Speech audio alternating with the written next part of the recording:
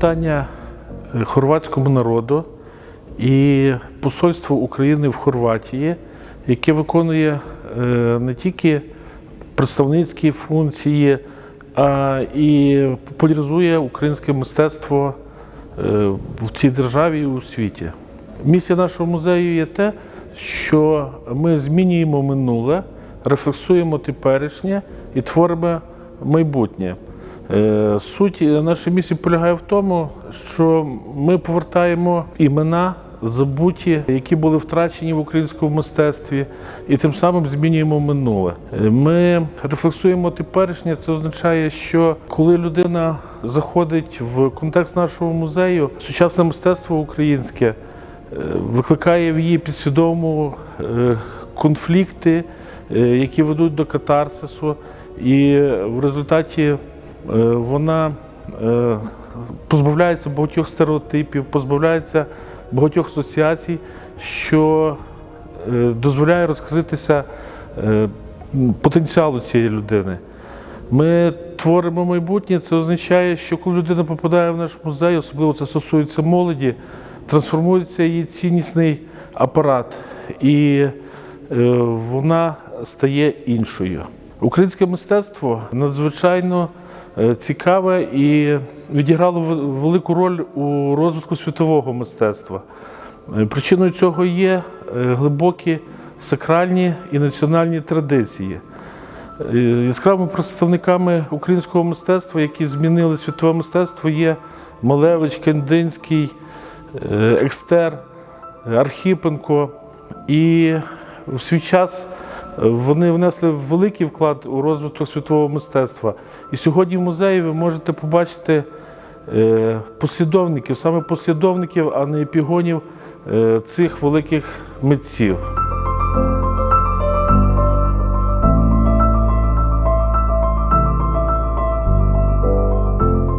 Музей сучасного українського мистецтва Корсаків відкрився 2018 року з ініціативи та фінансування родини Корсаків. Загальна площа музею становить 5000 квадратних метрів. Основна експозиція становить 3000 квадратних метрів. У музеї представлені роботи близько 150 відомих українських митців і більше ніж 400 арт-об'єктів. Музей включає дві великі зали, які формують основну експозицію.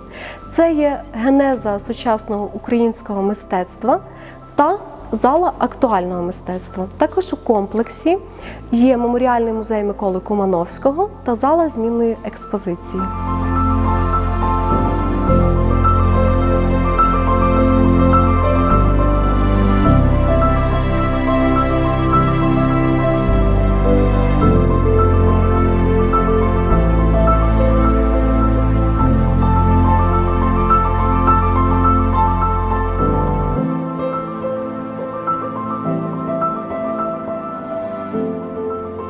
Велика зала генези сучасного мистецтва створена з метою дослідження мистецтва, витоків, походження та розвитку. Сформована вона за регіональним принципом.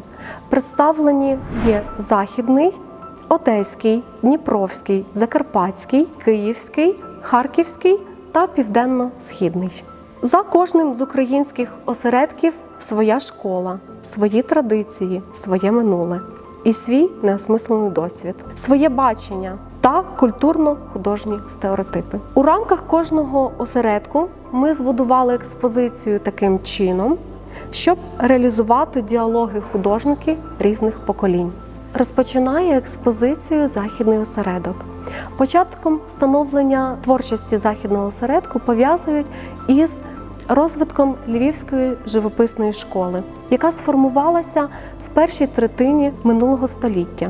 Львівські митці мали можливість отримати освіту в Європі – у Відні, Парижі, Кракові, Варшаві, Мюнхені.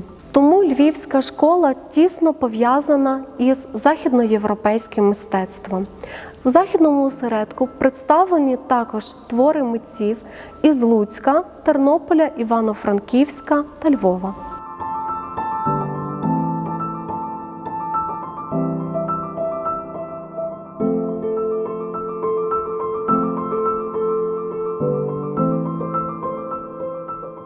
Відомий український модерніст Роман Сельський сказав такі слова, що українську скульптуру ХХ століття відмикав Олександр Архипенко, а замикатиме Роман Петрук.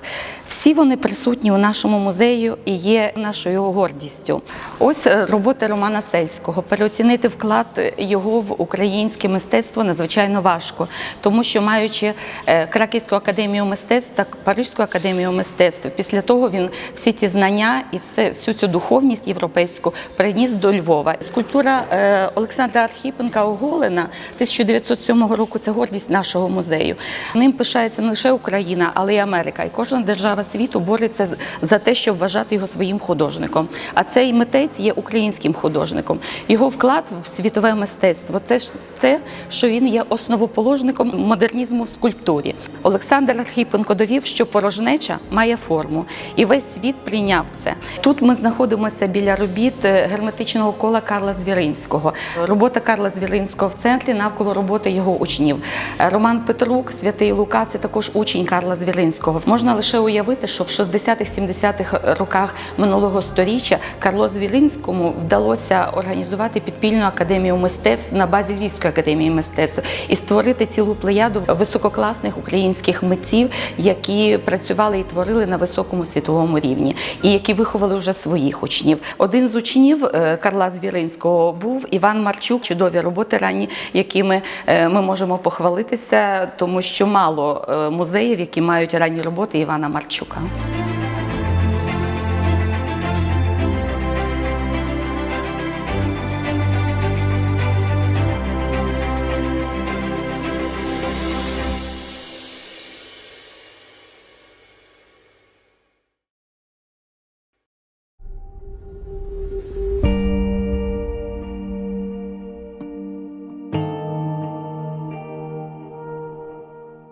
В даній експозиції представлені твори Назара Гулена, Надії Кирилової та Петра Гулена. Це представники Львівської школи мистецтв. Художник Петро Гулен в ранній період своєї творчості створив низку ілюстрацій.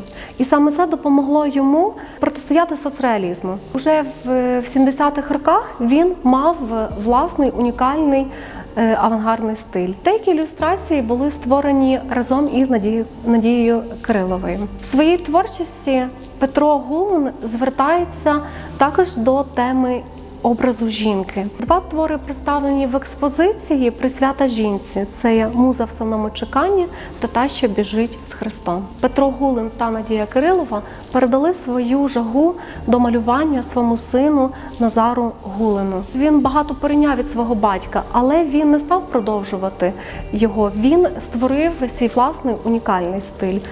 На жаль, Назар Гулен пішов у вічність 33 роки, але залишив величезний творчий доробок.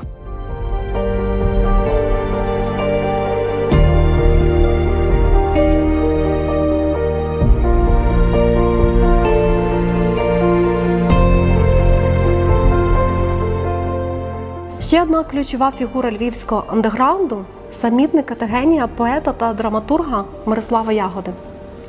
У своїй творчості він звертається до біблійних сюжетів, але створює власну іконографію. В його роботі прочитується апокаліпсис та смерть. Як говорив сам Мирослав Ягода, що він хоче намалювати, як стогне земля. Для багатьох він був дивакуватим самітником. Він замикався в своїй майстерні і творив. Насправді він був і шизофреніком.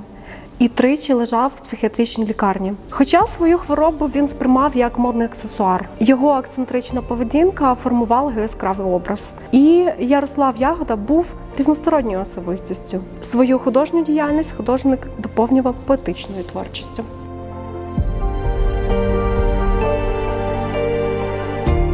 Значний вплив на мистецтво одеського осередку має регіональне розташування. Воно наповнене сонцем, морем, простором. Мистецтво одеських нонконформістів унікальне. І це також бунт проти соцреалізму. Бунт через статичну декадентську форму, яка також викликає глядача на діалог, чи через абстракцію, через дірки в картині. Представлена робота Юрія Єгорова, одного із найяскравіших представників класиків Одеської школи живопису. Цікавим є фактом, що його батьки були балетними танцівниками, і це значною мірою вплинуло на особистість художника. Адже він ріс під впливом музичного театру.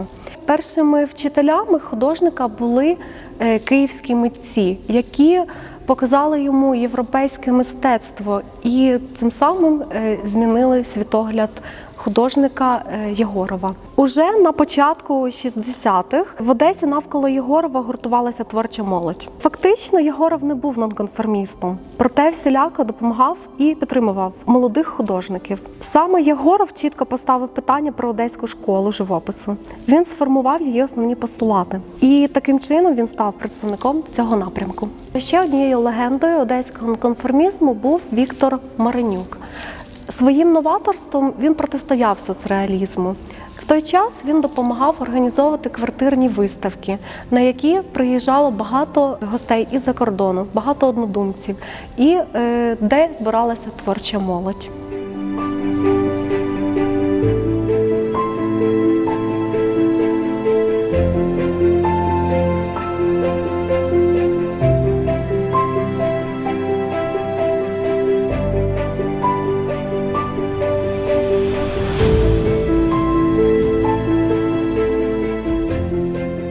Дніпровський осередок – це є звернення митців до витоків українських і світових культур.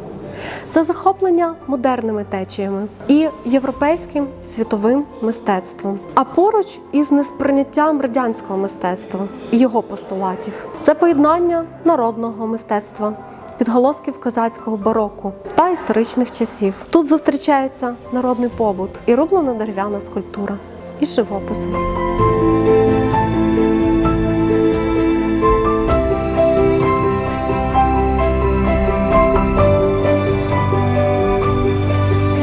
В залі Дніпровського осередку представлено творче подружжя Лободів, саме Людмили та Володимира. Вони є яскравими представниками українського андеграунду кінця 60-х, початку 90-х років. 25 років художники мешкали в селі Турове, і саме там створили низку своїх робіт. Художники, допоки в них не було мольбертів, натягували величезні полотна на паркан, і тим самим їхнє дворище перетворювалося на величезну майстерню. Їхній хутір був місцем зустрічі творчих особистостей. Там же вони створили музей. Людмилу Лободу навчав її чоловік Володимир, і саме він спрямував присвятити її життя творчості.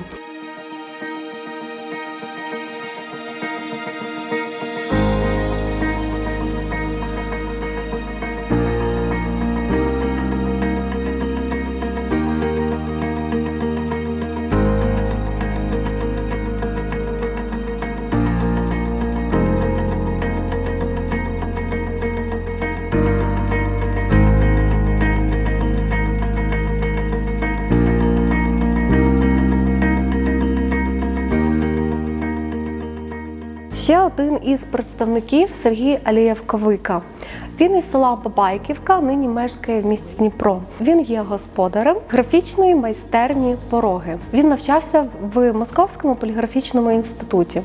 І саме на 4-му курсі йому пощастило познайомитися із Володимиром Лободою. Він став його учнем і перейняв від нього не лише творчі, але й світоглядні речі. Сергій Алієв-Ковика сказав, що саме у Москві він став справжнім українським патріотом. Він створив багато ілюстрацій книжкових, зокрема до дитячих книг, і низку живописних полотен.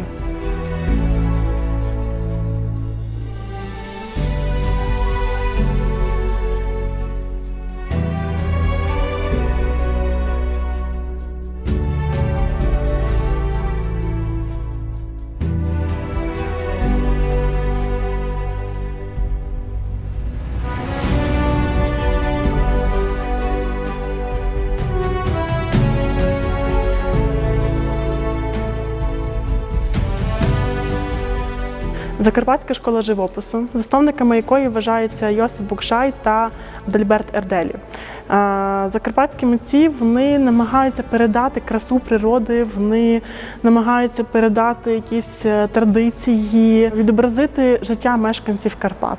В залі закарпатського живопису представлені митці різних поколінь, представлені від початку ХХ століття. Це, наприклад, робота Андрія Коцки, образ українки, гуцульської жінки. Ось Андрій Коцка, він створив неймовірну кількість робіт, де зображені українські жінки, він змінював композиції, змінював кольорові гами.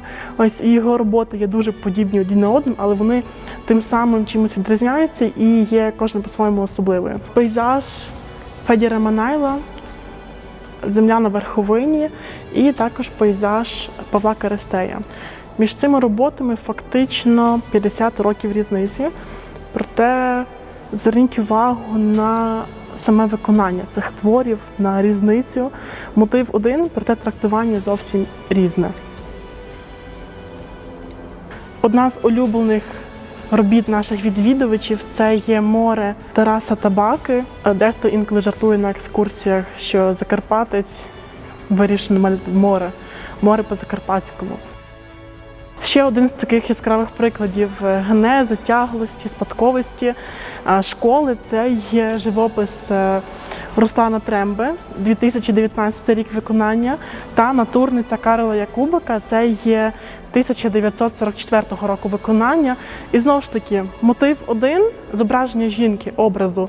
Проте трактування абсолютно різне. Ці роботи вони показують діалог митців різних поколінь і висвітлення тяглості та спадковості.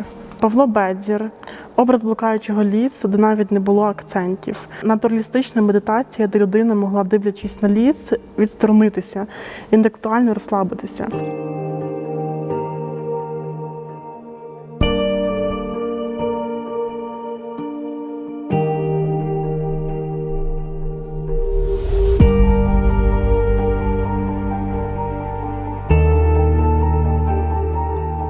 Київський живописний осередок, академічність та потужна національна основа. У Києві протягом багатьох років паралельно працювала велика кількість високопрофесійних майстрів, які представляли у своїй роботі різні стилі, школи, течії і тренди, що з одного боку дозволяє порівнювати деяким мистецтвознавцям Київську школу із Паризькою. З іншого боку, така кількість яскравих і водночас самобутніх особистостей призвела до відсутності вираженого цілісного образу Київської живописної школи, як це є в закарпатців, одеситів чи львів'ян. Олександр Дубовик – один з яскравих представників київського нонконформізму, живописець, графік і монументаліст. Його творчість належить до абстрактно-символічної течії, яка виробляє індивідуальний словник знаків, ієрогліфів, піктограм та ідеограм. Магія його живопису постійно дискутує із законами фізики і вказує шлях до метафізики.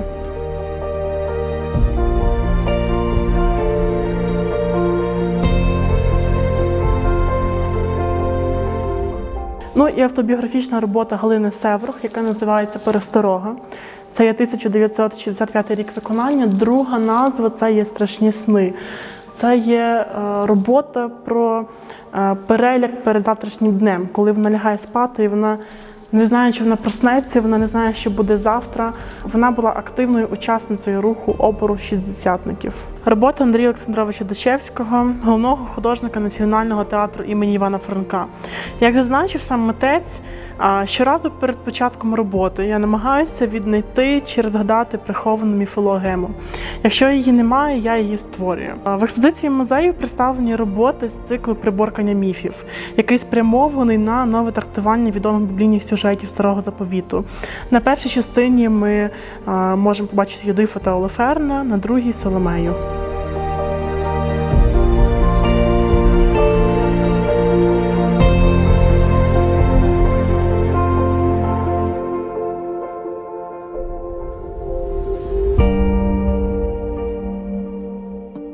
Це є зала живописного заповідника, де в нас представлений живопис Анатолія Криволапа, живопис Марка Гейка і з цієї сторони Микола Кривенко та Тіберій Сільвище. Медитативний пейзаж Анатолія Криволапа, одного із найвідоміших і найдорожчих художників сучасного українського мистецтва. Український мотив 2012 року виконання. Новий погляд на пейзаж, який вибудовується не на споглядальному рівні, а на рівні відчуття. Коли пейзаж не підлягає просто розгляданню якихось деталей, а це ті кольори, які діють на інші емоційно-психологічні площини. Харківський мистецький осередок. Історія виникнення та розвитку Харківської школи образотворчого мистецтва демонструє нам збереження традицій на фоні швидкого та постійного запровадження інновацій. Активне використання текстур і впровадження додаткових матеріалів, паперу, тканин, друкарських етикеток. Замість станкового живопису на перше місце вийшли предметно-просторові композиції. Південно-східний мистецький осередок. Зображення давніх цивілізацій, історії, стародавніх міфів, символіки та знакової системи, народної культури, а також простір степу, що налитий сонцем, еротикою та охристими барвами. Проєкт Белли Логачевої «Спостереження», центральна фотографія, де зображена дорога до Донецька. Художниці піднімають такі доволі актуальні питання.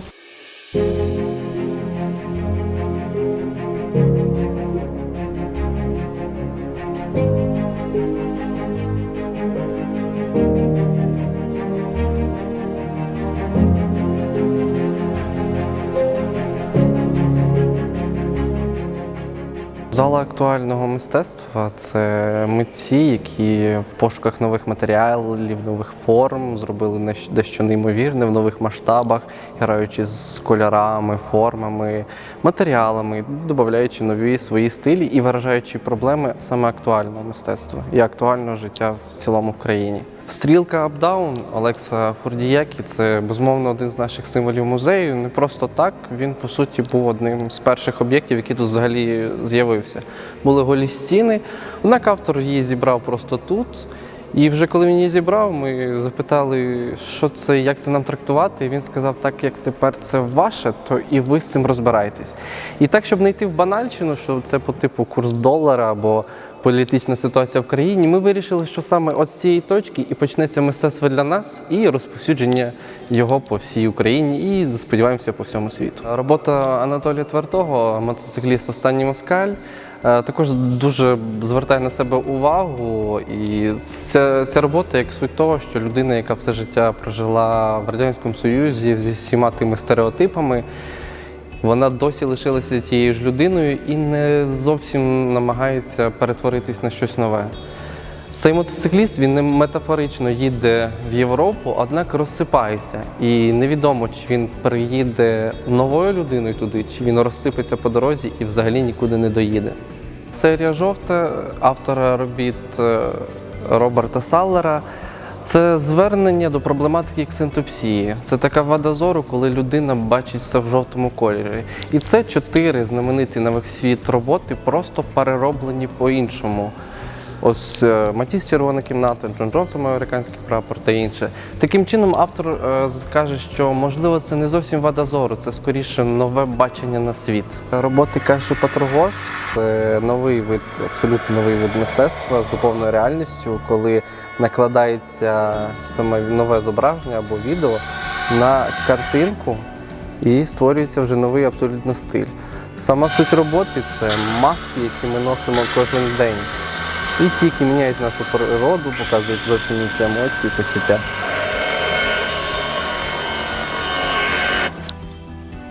Бімодальні об'єкти Ганни Шумської, це ці дивні об'єкти, це ми самі просто в інтернеті, де можна бути будь-ким і будь-чим, абсолютно змінюючи форму, стать, вік і стаючи таким чином дивними антропоморфними істотами, які можуть ходити тільки по конкретних клітинах. І автор таким чином доводить, що людина може просто втратити себе і потрібно мати міру у всьому.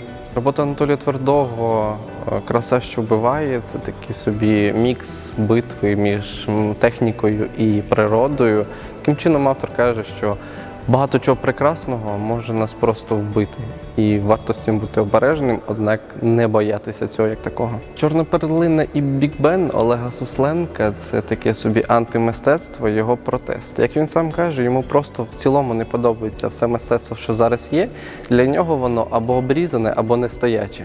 І таким чином він виводить цей протест і так ще 299 разів.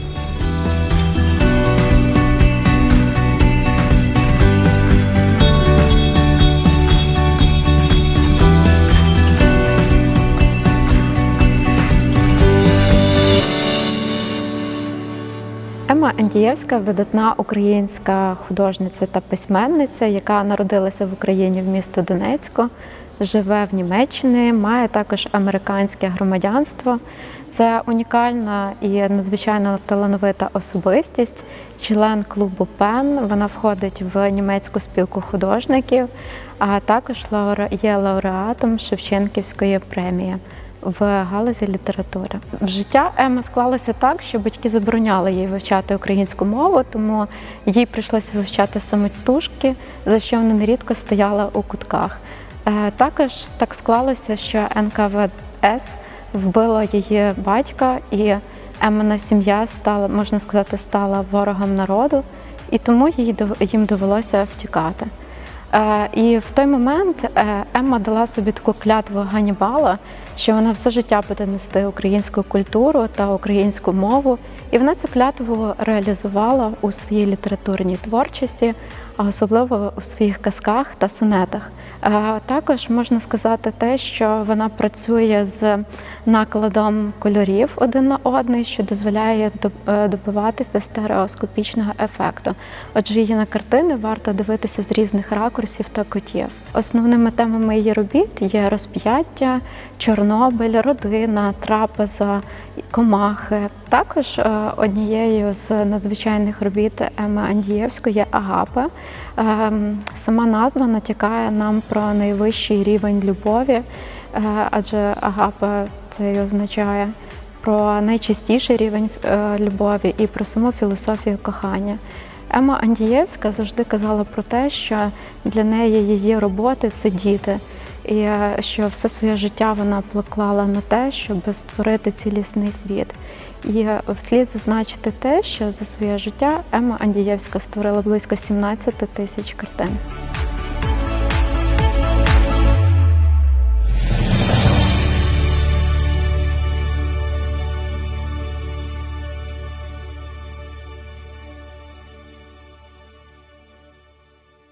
Мистецтво як пропаганда і агітація – це основний стиль соціалістичного реалізму або соцреалізму. Це був єдиний дозволений стиль в радянському просторі. І саме через це ця зала, вона є як окремою від всіх і одночасно частиною цього всього. Тому що якщо ти писав картини ось так, то в тебе шанси вижити були набагато більші.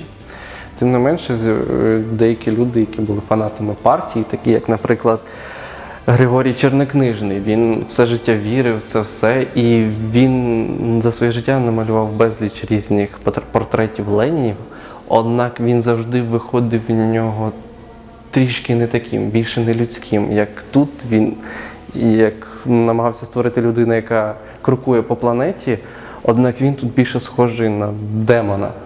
Тут ж над ним чорний німб. Вже згодом, коли Радянський Союз впав, і вже можна було дійти до якоїсь інформації, щось знайти, тоді він сказав, що тепер я розумію, чому я не міг його таким намалювати. Я його просто не міг намалювати людину.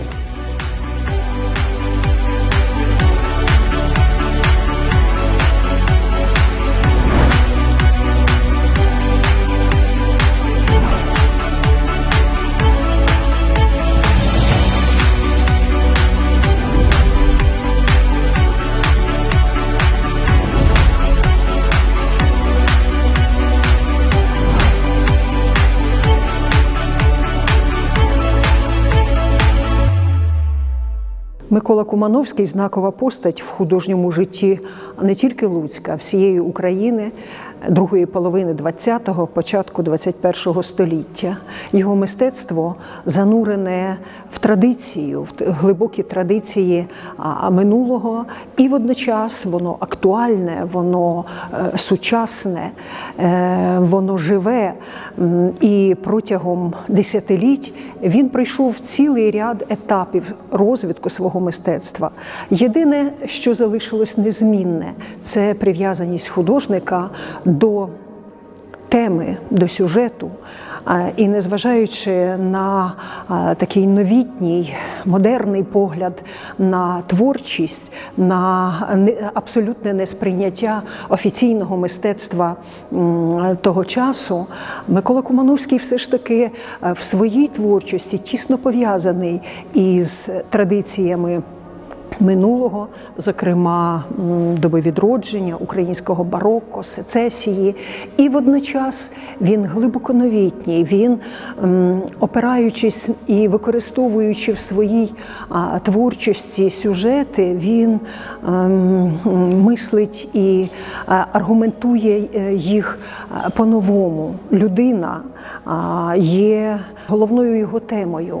Якщо в ранній період творчості це людина взагалі, це людина, душа, це тема пов'язана із людським життям, з її переживаннями, з лірикою, з драмою, то в зрілий період творчості Микола Кумановський створив неймовірно важливі і обширні серії творів: «Умовні українці», «Папуга-розповість», «Чарівниці», в яких він торкається саме України, українця взагалі.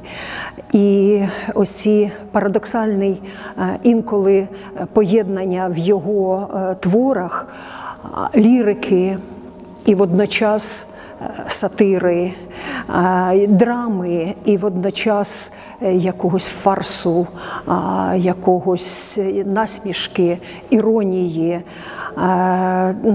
Це витворює особливий такий, ці риси витворюють особливий простір в його творах, дуже хвилюючий, дуже магнетичний, який затягує глядача у прочитання, обов'язкове прочитання кожного сюжету. Власне, ось такими читальними, багатозначними, символістськими, адже кожен сюжет, кожна деталь в його творах, вона має якесь символічне навантаження і спонукає глядача прочитати цей символ.